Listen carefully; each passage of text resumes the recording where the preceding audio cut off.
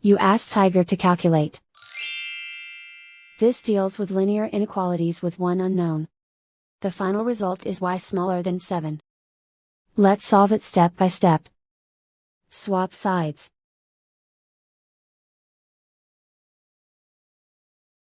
Group all constants on the right side of the inequality.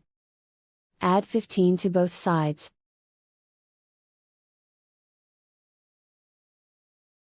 Simplify the arithmetic.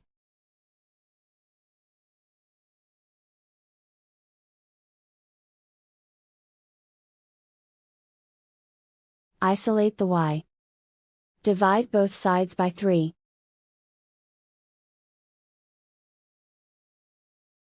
Simplify the fraction.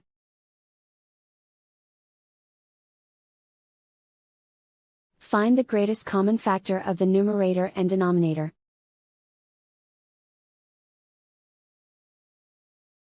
Factor out and cancel the greatest common factor.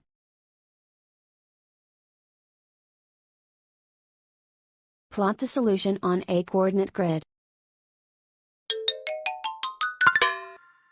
And so the final result is y smaller than 7.